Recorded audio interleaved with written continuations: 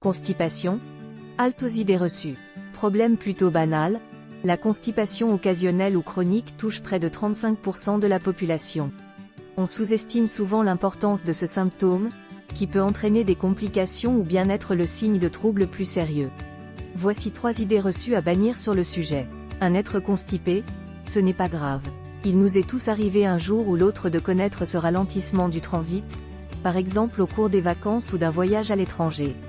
Généralement bénigne, la constipation peut toutefois être aiguë ou devenir chronique quand le problème s'installe pendant plus de 6 mois. C'est un problème de santé souvent banalisé mais, contrairement à une idée reçue, être constipé n'est pas sans risque. Les formes les plus aiguës de constipation peuvent entraîner une occlusion intestinale, un blocage partiel du passage des gaz et des sels, en particulier quand un bouchon ou fécalome se forme et ne peut plus être expulsé. Il s'agit de la complication la plus sévère, mais elle est heureusement très rare. Le ralentissement du transit peut aussi favoriser les infections urinaires et avoir des répercussions souvent sous-estimées sur le bien-être et la vie sociale du patient.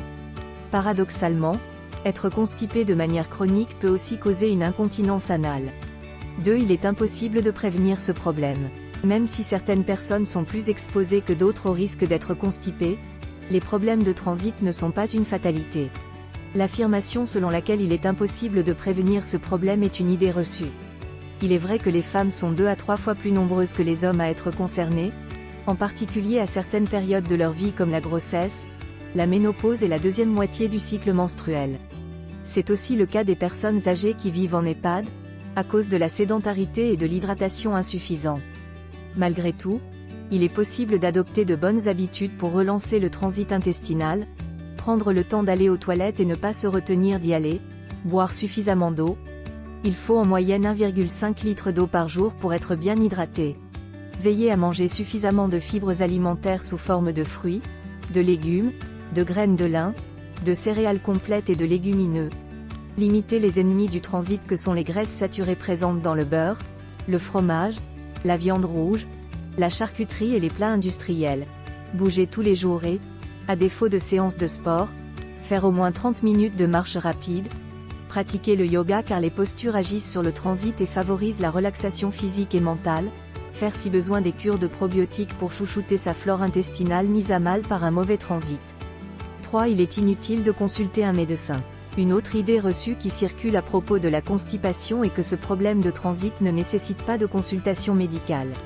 Bien au contraire, toute constipation chronique ou qui résiste aux mesures diététiques et d'hygiène de vie énumérées ci-dessus doit vous inciter à consulter votre médecin.